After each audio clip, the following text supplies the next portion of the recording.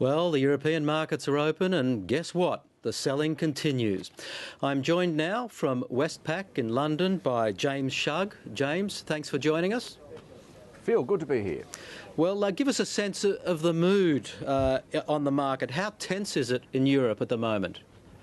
It is tense. It's very tense, in fact, and has been, for the past couple of weeks. I think there's a growing realisation that Europe simply doesn't have the institutions or the institutional framework or the political ability to put in place the sort of mechanisms that might actually provide some sort of solution to the sovereign debt crisis.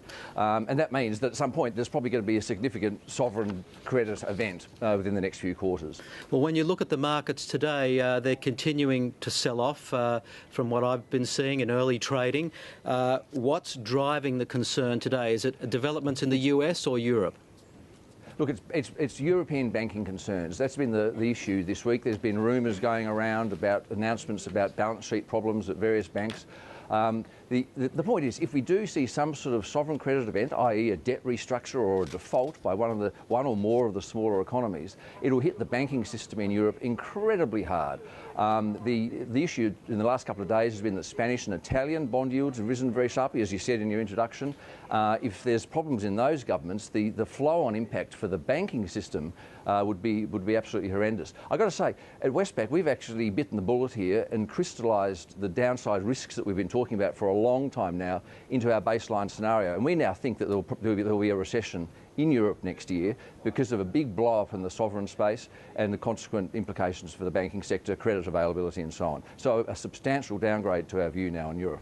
And we've also heard that China isn't too happy with the US debt deal, and some people are saying they're going to take some of their money out of the United States. Have you heard that? Is that adding to the concern?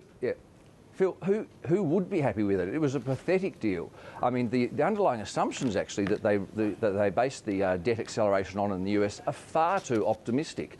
They're assuming something like 3% growth over the next few years, when the reality is we've revised down our numbers there too. We're going to be lucky to get between 1 and 2% growth per year.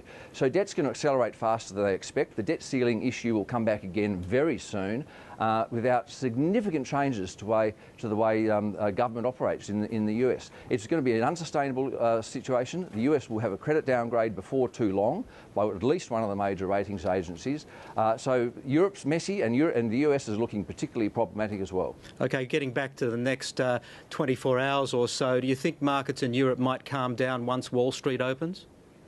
No, no, I don't. I mean, the only thing I'd say is that we've got some figures on the US labour market coming out today, and also a services sector survey, which might provide a little bit of short-term optimism if they surprise to the upside. But of course, what they'll probably do is confirm the slowness, the weakness that's coming through in the US economy. I'll tell you what, Phil, our underlying sense is that the US economy could possibly actually be on the cusp of recession right now, but we won't actually know it maybe until next year when the Commerce Department finally revises their numbers. We had huge downward revisions to recent history published last week for 2010 and earlier this year. This time next year, we might find out that we're actually in recession at the moment. Okay. But certainly, so don't be too optimistic, mate. Okay, no silver linings there. James Shugg, many thanks for your time.